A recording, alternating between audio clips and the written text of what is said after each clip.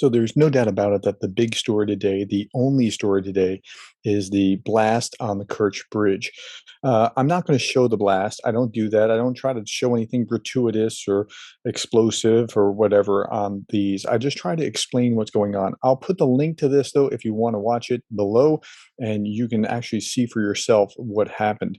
To my mind, the real question is, what does Putin do about this? Like, he looks like he's in a migraine commercial in this photograph. Now, this wasn't about the Kirch, but just I think that's probably what he's dealing with right now. And so I want to deal with the real question of like, what do we do now? Okay, so this is a story in the Guardian. I'm going to go through about 5 stories that will show you, give you some background about the Kirch, and then we'll move on from there. So Putin dealt a bitter blow as blast cripples key bridge to Crimea. The Kerch Bridge was a personal prestige project for the Russian president, and the hit came a day after his 70th birthday. Now, the bridge cost more than $3 billion. That's billion with a B. So this was a big thing. Ukraine did not directly claim responsibility. One senior Ukrainian official posted happy birthday message. Within hours, the designs for a commemorative stamp showing the bridge ablaze, raised questions about whether the explosion had been anticipated. So somehow they had this ready to go. Now, I don't think that was exactly where the explosion was, but nonetheless, there will be a commemorative stamp in Ukraine, just like there was with the Moskva. Moscow claimed that the Kerch crossing was virtually untouchable. So, for a long time, the Russians never thought that there would be the drone bombs or the attacks on the airports, the military airports, or anything in Crimea would be touched. And so this is quite a different experience. They have protective layers of defensive, including trained military dolphins to test to the latest missile system. So I mean, they are aware of how important it is to protect that bridge, but Ukrainians are just going around it, and I'm not sure exactly what happened. Kyiv didn't take responsibility. It could be a lone wolf. It could be some kind of special forces operation. It could be somebody just disgruntled within the Russian system. We just don't know.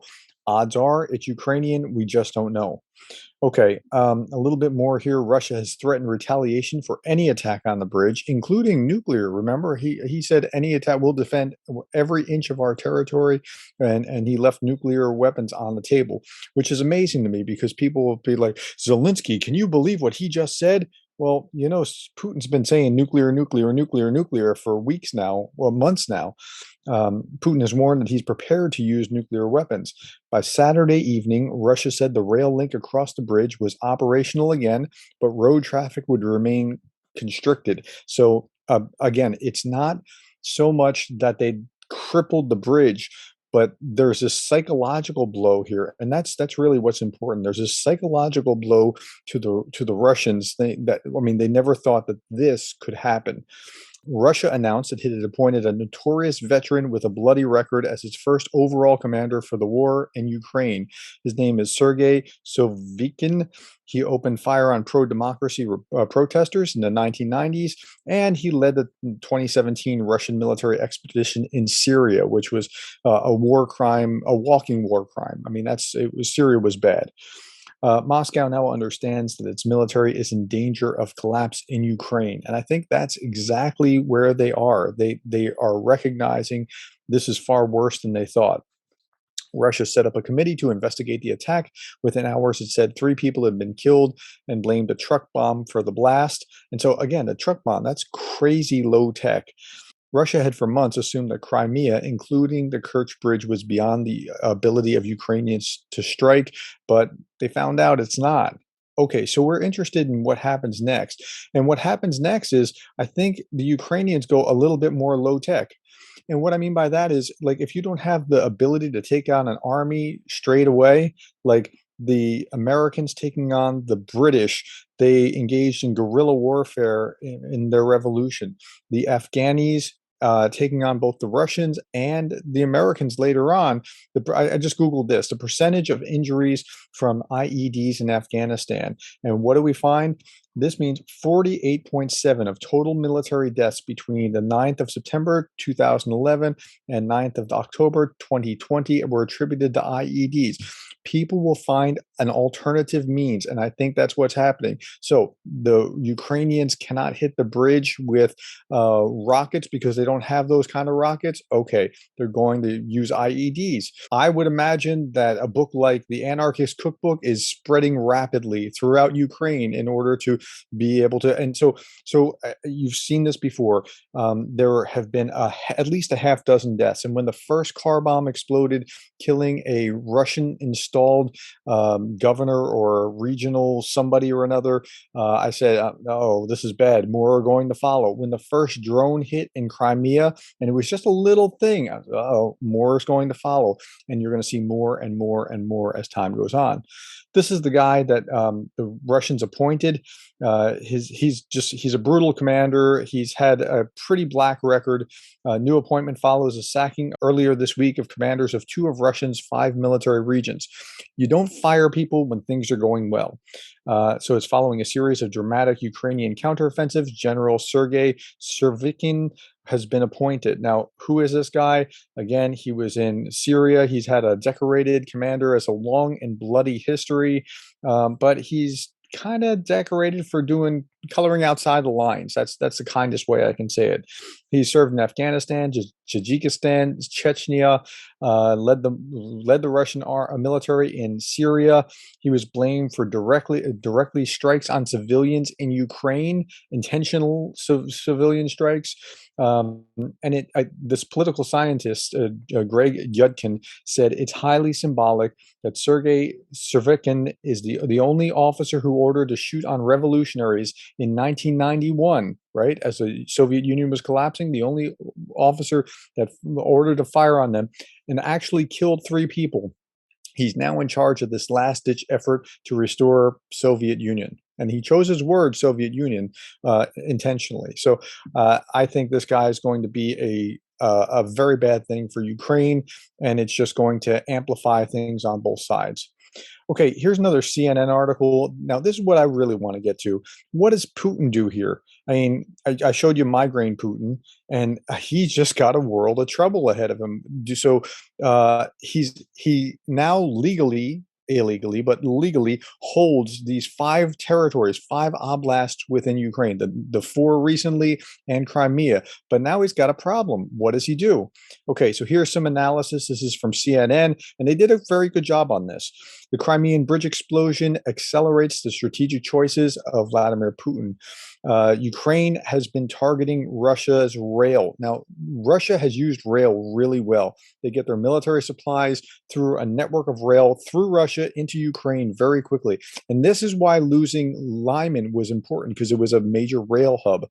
With slow, patient accuracy. First Izium, which led to the collapse of Kharkiv, then Lyman, which is leading to the erosion of Russia's control in Donetsk and Luhansk, and now the Kerch Strait Bridge, which has become so vital. Okay, so it's going to be difficult for them to maintain the fight that's already going on in Kherson and Kharkiv. But now there's a second point of decision related to Crimea.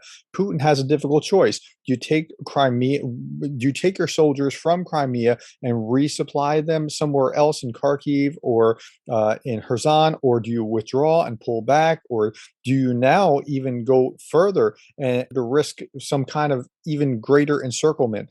And he's got some significant choices to make, and it's not going to be fun if you're Vladimir Putin.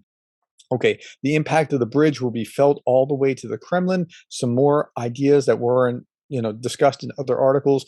The bridge is 12 miles long. It's taller than the Statue of Liberty. I didn't know that. I knew it was the crown jewel of Putin's infrastructure projects. Putin is so very proud of the Kerch Bridge. When Russian president opened it, road span on 15 May 2018, driving an orange truck across the bridge, he boasted about its significance. Here is a little clip of him driving the truck across the bridge. This is in the Hindustani Times, I think. He's driving a truck over the bridge. He's driving one of these orange trucks, showing it's open for business, and oh, it was a great thing. Okay. He said this, quote, "In different historical epochs, even under Tsar priests, people dreamed of building this bridge. Then they returned to this idea in the 1930s, the 1940s, the 1950s. And finally, thanks to your work and your talent, the miracle has happened." So Putin was saying, we finally did it. So he's very proud of this. Okay, here's the official report. Instructions pertaining to the emergency situation on the Crimean Bridge. And he said, in light of this is the office of the president of Russia, in light of the emergency situation on the Crimean Bridge, Putin heard reports from this guy, this guy, this guy, and this guy, and that guy. And so he's going to also hear from the security services, and he's setting up a government commission to look into it. In the meantime, Zelensky, president of Ukraine's website, said today was a good and mostly sunny day on a territory of our state. It was about 20 degrees and sunny in large parts of the country. Unfortunately, it was cloudy in Crimea, although it is also warm. But no matter what the clouds are, Ukrainians know what to do, and they know that our future is sunny. So Zelensky was speaking to that indirectly. Okay, so now it's time for some fun with Russian state media. Let's look at what the Russians had to say about this. So here's an article in RT, the death toll from Crimean Bridge blast is revealed. They claimed three lives, and it's unfortunate that any lives are claimed anywhere in this whole thing. This whole war is unnecessary. The explosion on the part of the bridge used by automobiles caused the ignition of 7 fuel tanks of a train that was heading toward Crimea. So the one blast caused a second blast, and that's why it had as much damage as it had. Ukraine has stopped short of claiming responsibility for the explosion. I read that earlier. But an aide to President Vladimir Zelensky, Mikhail Polidek, warned on Twitter that what happened on Saturday was, quote, just the beginning. Ominous, isn't it? Okay, another RT article. Crimean bridge damage caused by a truck explosion. And this one is a little bit different. Listen for the nuance. Officials said that the blast, which occurred shortly after 6 a.m., caused partial collapse of the road on the vehicle section. It also triggered a blaze in the freight train on the parallel rail section, with 7 fuel tanks catching fire. This was remarkably accurate for Russian state media. They go on. The arch above the shipping section of the bridge has not been damaged, the committee added, and so nobody was asking that. It's a long ways from there, but they tend to show the bright side of things here. Meanwhile, listen to this. Ukraine has claimed the responsibility for the attack, with Mikhail Polidek, a top aide to President Volodymyr Zelensky, warning it was just the beginning. So in the first article, they said Ukraine has stopped short of claiming responsibility, but aide to President Vladimir Zelensky, Mikhail Polidek, right? And then the second one, they said Ukraine has claimed responsibility, with this, quoting the same guy. Okay, next. Moscow points to Kyiv as a terrorist nature after the bridge explosion. Well, of course, they're going to call it terrorism, not fighting back for what was theirs. Ukraine's reaction speaks to the terrorist nature of its leadership. Russian Foreign Ministry spokesperson Maria Zakharova has said, quote, "The reaction of the Kyiv regime to the destruction of civilian infrastructure testifies to its terrorist nature." Ukraine officials have stopped short of claiming responsibility for the explosion. So we stopped short, we claimed it, we stopped short again. Ukraine's defense ministry also tweeted that the guided missile cruiser Moskva and the Kerch bridge, 2 notorious symbols of Russian power in Ukrainian Crimea, have gone down. What's next in line? Ruskies, says, this is from the defense minister. That's a pretty good line. And that's it for this article. One more, and then I'm going to pivot and we'll talk about something else. Putin orders enhanced security around the Crimean Bridge. Well, it wasn't enough, and they're going to use low tactic means in order to continue to do this, because they've already found proof that they can make it happen. Russian President Vladimir Putin issued a new order on Saturday demanding that the Russian Federal Security Service, the FSB, enhance the security of the Kerch Strait transport corridor. Russian Transport Ministry said that traffic has been reopened on the bridge, with 1 lane available and traffic alternating in both directions. But that doesn't matter. That's not the point. The point is that you inflicted a psychological blow, and now you've shown people that you can do it, and more is going to happen. So I would very much hate to be Vladimir Putin at this point, because that headache, it's going to be real. Okay, let me shift gears and talk about something else. I was watching this today. This is Jake Bro. and he was talking about, "Am I in trouble? Ukraine YouTubers are being demonetized." Now, this is really interesting, and I think I know the reason why, but it's only speculation. So here he's talking about this guy who has been demonetized. He's a Estonian soldier who has a channel where he's talking about what's going on, and I don't know if you'll be able to hear this. I also saw that Arthur Ray was also demonetized. I'm planning to have him on my podcast this week. Hopefully, he's still feeling up for it. If not, I 100% understand. And he also got an email from YouTube why he was being demonetized. And there it is, the letter. This morning I got the letter. I'll read it to you now. Due to war in Ukraine, we will exterminate monetization of content that exploits, dismisses, or condones the war. So I guess it doesn't matter if you dismiss or condone or approve of it, you're not being monetized. So he also got the exact same email that Dennis got. That's pretty concerning. And it's not just the large channels. Dennis and Arthur has 530,000 subscribers. Smaller channels were also swept up. Ukraine Matters, only 21,000. He confirmed in a post just now that he's also been demonetized. Okay, anything that exploits, condones, or dismisses the war. So, just for the record, I want to say I am not exploiting, condoning, or dismissing the war. I'm providing analysis. I'm not monetized, but if I were monetized and they pulled it, I'd be pretty upset. So it's, Jake Bro is worried about this. Now, here's the thing. He is fully, like, he makes his living doing this, like being monetized on YouTube. So he's in a dangerous spot. Now, there are others as well. Here is Perun. If you haven't watched Perun, he's worth watching. He puts like hour-long PowerPoints that just work his way through things. It's brilliant. And here's Denis Davdov. My channel is now demonetized because I cover the war. Now, I know, and I've interacted with a guy who is the leading expert in the world on Russian trolls. And his name is also Darren, by the way. He calls me Darren 2. I don't know how I became Darren 2 and he became Darren 1, but nonetheless. But I think what's happening is a coordinated attempt to drive these guys off of YouTube by demonetizing them.